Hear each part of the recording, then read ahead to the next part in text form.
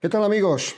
La 17ª etapa del Tour de Francia se saldó sin contratiempos. Ganó Jonathan Milan, un velocista, permite a Tadej Pogačar sumar un nuevo maillot amarillo y nos dejó a los ángeles de la guarda protectores después de otra caída tremenda con la lluvia que había al final del recorrido que para qué las prisas, y menos mal que estos ángeles protectores salvan a la inmensa mayoría de los contendientes de situaciones que podrían ser o parecen catastróficas. Pero vamos a hablar de la etapa de hoy, vamos a hablar también obligatoriamente de la etapa de mañana, porque es el primero del doble asalto a los Alpes, y quiero también hablar al final de la entrega de esa situación que se ha generado en las últimas horas con el tema de Juan Ayuso y su aparente desvinculación con el equipo del UAE, que creo que conviene aclarar de manera casi obligatoria. Pero bueno, tenemos que empezar por la etapa porque han pasado cosas, más de las que se podían prever, y no solo por la fuga de los cuatro valientes, Pacher, Virgodó, Abrahamsen y Albanese. Estuvieron casi todo el día por ahí delante con poca renta sobre un grupo, y en una jornada en la que por un lado el viento amenazaba, por otro la lluvia que se había anunciado en los últimos kilómetros le ponían un puntito de tensión que se incrementó precisamente con un ataque de Wout van Aert. No pudo llegar a los cuatro de cabeza y parecía que estaba cerca, pero es que también el viento, el hecho de que detrás el pelotón estaba tirando a bloque, porque lógicamente era un día señalado para los sprinters, llevaron al final al belga a remitir en su empeño, a dejarse capturar por el grupo y a guardar fuerzas las que le queden para mañana, que de eso también habrá que hablar. Sí, de lo que está haciendo el equipo Visma en este Tour de Francia. Pero bueno, de la jornada, la victoria de Milan tiene su relevancia, aunque a mí particularmente no me ha despejado el interrogante que tenía. Abierta queda la puerta y la expectativa para la última etapa de París, incluso la etapa del sábado en Pontarlier, pero es verdad que Milan hoy ha sumado el segundo triunfo y que Tim Merlier, que era su gran rival, también ha sumado 2 victorias de etapa. Hoy otra vez Merlier, como Groves y algunos otros, no pudieron entrar en el embalaje final porque esa caída que se producía ya en la zona protegida afortunadamente se llevó a unos cuantos corredores por delante y bloqueó al grupo. Merlier lo salvó de manera casi milagrosa, pero ya habiéndose visto cortado y sin ninguna opción de pelear por la victoria ante un líder Trek que lo volvió a abordar con el lanzamiento de Stuyven. Y sobre todo me gustaría hacer especial hincapié, bueno, las imágenes cuando llegaban a la línea de meta hablaban por sí solas del papel imponente realizado un día más por Quinn Simmons, Capitán América, como le llaman en el equipo, al campeón que luce tal maillot de las barras y estrellas de los Estados Unidos, que ha vuelto a andar como una locomotora todo el día. Si lo de Polit es llamativo dentro del UAE, lo de Quinn Simmons en el Lidl Trek es impresionante. Un día y otro se ha metido en fugas, ha buscado. Yo creo que se merece mucho más que el premio a la combatividad, se merecería una victoria de etapa, pero lo ha dado todo por el equipo.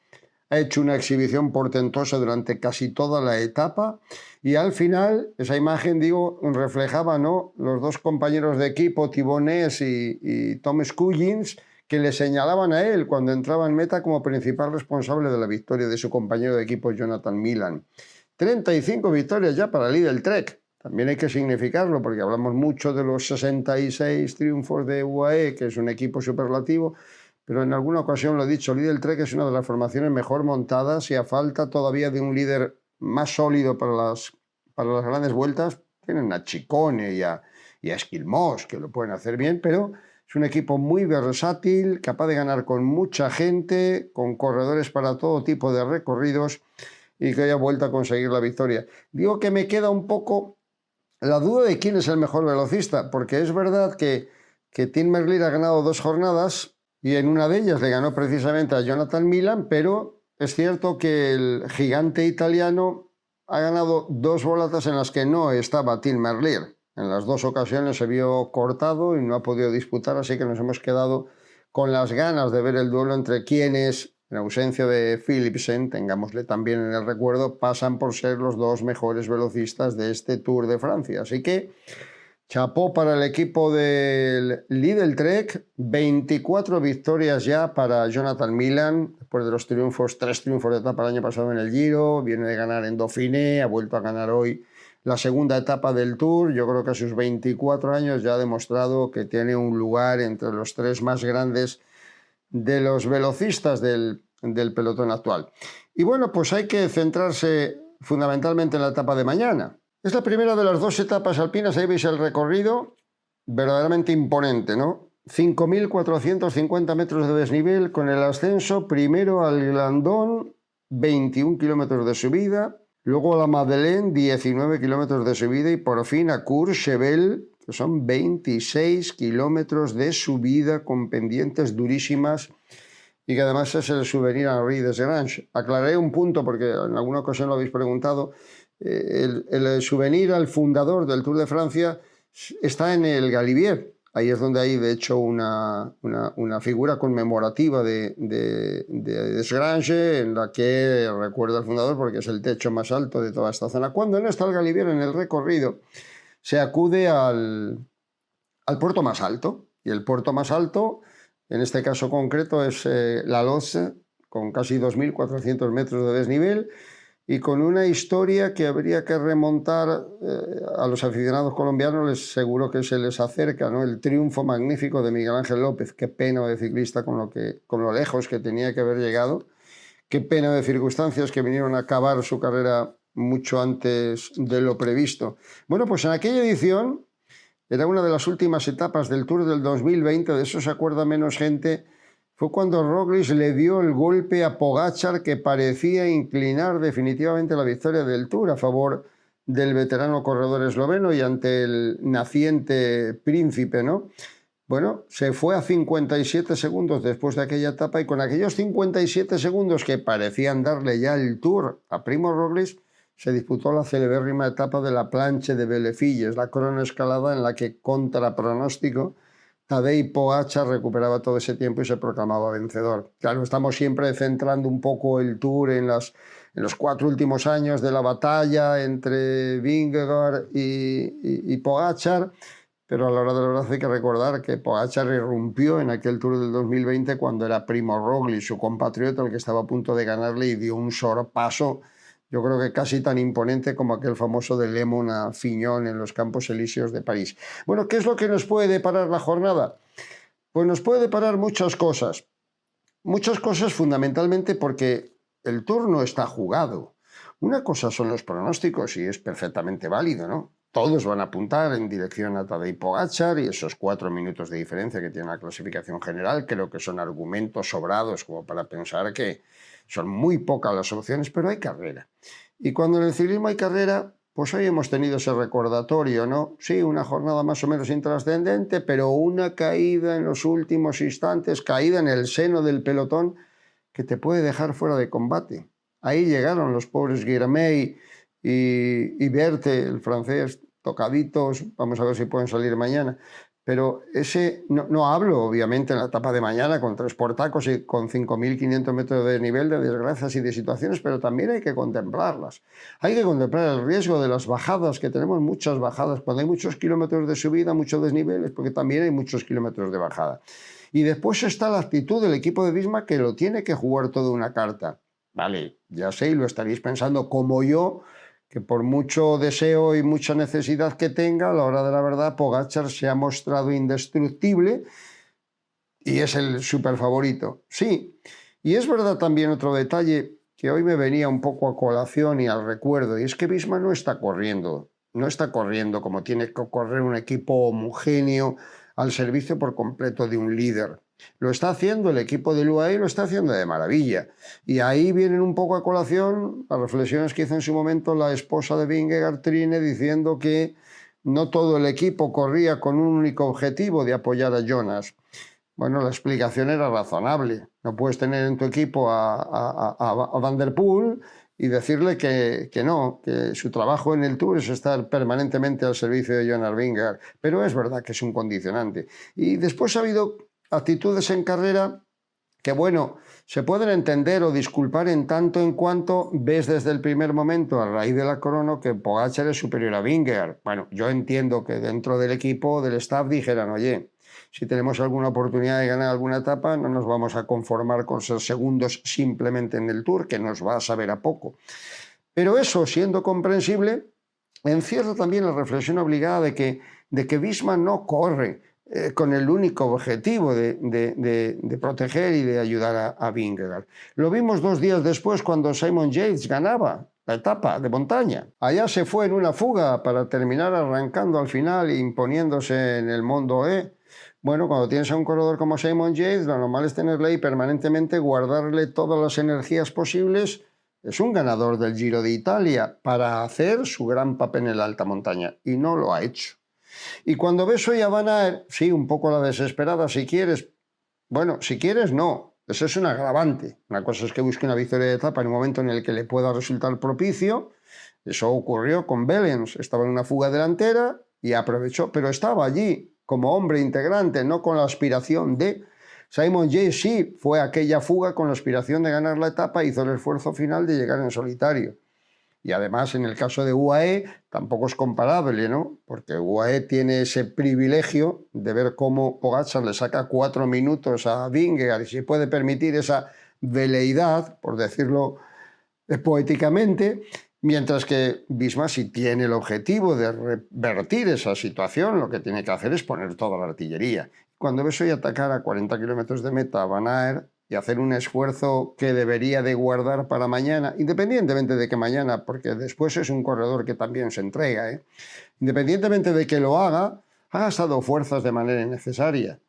Y sin venir a cuento y con muy pocas oportunidades que tenía hoy, bueno, sin venir a cuento, no vamos a criticar a quien ataque, ¿no? Pero una etapa en la que controlando el pelotón era muy difícil, aunque hubiera llegado él a los 4 de punta, que hiciera daño, ¿no?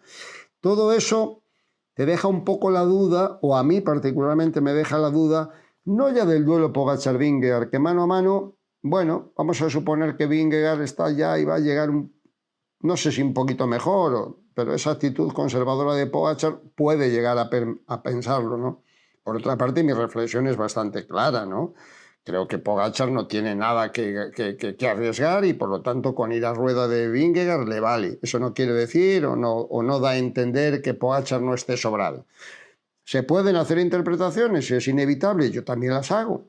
Que tampoco ha querido arriesgar nada es porque tampoco irá muy sobrado, porque de lo contrario no se hubiera perdonado teóricamente una jornada ayer como la del Bantú. Pero ¿qué nos dice que no aparece Pogačar otra vez ilustrado, dando otro recital y ganando en la Loseo mañana y pasado en la Plagne? Pues también puede ocurrir. Yo simplemente me dedico a exponer la situación y a conjeturar un poco con las opciones. Y entre esas opciones, no creo tanto en Vingegaard pudiéndole a Pogačar, y menos restándole 4 minutos, por supuesto. Sí podría pensar que en un momento determinado movimientos estratégicos de Visma y alguna situación puntual en contrapié que se le pudiera presentar a Pogačar al UAE podía alimentar un poco, avivar el fuego de esa competencia que realmente existe pero que no ha llegado a disputarse en igualdad de condiciones porque Pogačar se ha visto superior a Vingegaard. Y claro, cuando ves el comportamiento del equipo, el gasto en fuerzas de los Simon Yates o de los Van Aert, el rendimiento precario de algún corredor, Kuss estuvo muy bien el otro día, pero no está al nivel que ha exhibido en otras ediciones del Tour, pues la verdad es que me quedan menos dudas. Sigo pensando aún así todo, que el Tour está abierto, sigo absolutamente convencido de que Vingegaard va a dar batalla y Visma también, pero no le tengo tanta confianza a una situación o a un escenario que bien podía haberse dado, porque tampoco sabemos con qué fuerzas llega Pogačar después de una dilatada temporada con muchísima exigencia, con muchísimo desgaste. Es un superdotado, es un superfenómeno, pero como se vio el otro día es humano. En ese sentido también vamos a dejar abierta esa pequeña expectativa. Bueno, quiero recordar antes de concluir la jornada lo que dejó la etapa, que ganó Milan por delante de Meeus, Andresen, Deli, Ballerini, Dainese, Penot, Fedorov, Russo y Stuyven. Hizo un lanzamiento formidable. Bueno, ya decimos que con la caída de algunos velocistas como Merlier, como Girmay, maltratado el pobre, como Groenewegen, como Groves no pudieron entrar. Milan ganó con autoridad en cualquier caso. La general, a modo de recordatorio, ahí está Pogačar con 4 minutos 15 segundos sobre Vingegaard, 9-3 sobre Lipovic, 11-4 sobre Only, 11-42 sobre Roglic, 13-20 sobre Böckeland, 14-50 sobre Gal, Tobias Johannesen, a 17 minutos. Ayer el hombre tuvo que ir al hospital a recibir oxígeno en el Mont Ventoux. Ben Hill a 17:52 y Carlos Rodríguez a 20 minutos 45 segundos. Esa es la situación ante el doble asalto, ¿eh? No solo es mañana el Col de la Loze, sino después de esfuerzos continuados, la etapa de la Plagne. Y como decía al principio, también quería hacer especial mención porque, bueno, hay muchas preguntas, hay muchos interrogantes y aquí en este mundo en el que hay tantísimos portales, tantísima información, pues siempre en cuanto sale alguna noticia especialmente llamativa o precoz, se monta un totum revolutum que a veces lleva al confusionismo. Viene esta colación de que ayer el diario Het Nieuwsblad belga publicó una noticia de que Ayuso más o menos iba a romper el contrato o se marchaba del equipo del UAE, generando una situación, bueno, pues que lógicamente ha provocado algún tipo de reacción, expectativa, etcétera, porque ya se ha llegado incluso a decir que se le había borrado de la nómina de participantes en las carreras que tenía previstas. Y aquí yo creo que más allá de que vaya a estar permanentemente, el mismo caso que Benepul, solo que Benepul acaba en el 26, Ayuso va a acabar en el 2028, ¿no? Hoy entrevistábamos en La Montonera, al finalizar la etapa en Eurosport, a Machín, y Machín decía que tiene contrato hasta el 28, que él está encantado con Ayuso, que Ayuso es un grandísimo ciclista, que es un chaval magnífico, que no tiene ningún problema, ningún entendimiento con él y que en lo contractual, si acaso, referirse a Gianetti. Nadie puede poner una mano en el fuego a pesar de que Gianetti ha sido rotundo en más de una ocasión. No vamos a vender nunca a Ayuso y se va a quedar aquí sí o sí. Es evidente que una cosa es el apartado de las intenciones y otra cosa es la realidad. Y la realidad dice que ahora mismo esa congregación de talento dentro del UAE, que se puede hacer extensible a Almeida y especialmente Isaac del Toro, solo que Isaac del Toro está creciendo, pero dentro de 2 días va a estar en la misma tesitura y pedirá su lugar en la escena y la colisión de intereses puede resultar inevitable. Pero yo creo que para eso hay que darle tiempo. ¿Cuánto? Dependerá de cómo se sucedan los acontecimientos. Lo que sí me ha parecido anormal, y es lo único que quería yo puntualizar, es que se ha dado por hecho esa posible ruptura, no ya solo en que haya incorporado un manager importante dentro del engranaje del ciclismo mundial como Giovanni Lombardi, el excorredor, sino que se le había eliminado de las carreras que tenía previstas, y es verdad. Iba a disputar el lunes la clásica del Herbre, y no lo ha disputado, e iba a disputar también este fin de semana la clásica de Villafranca de Ordizia. Bueno, yo en su momento ya dijimos que aquella decisión del UAE, y era una impresión particular, ese cambio en el calendario, no obedecía a ningún castigo, por lo menos impensable, obedecía a la posibilidad factible de que Juan Ayuso corra la Vuelta Ciclista a España.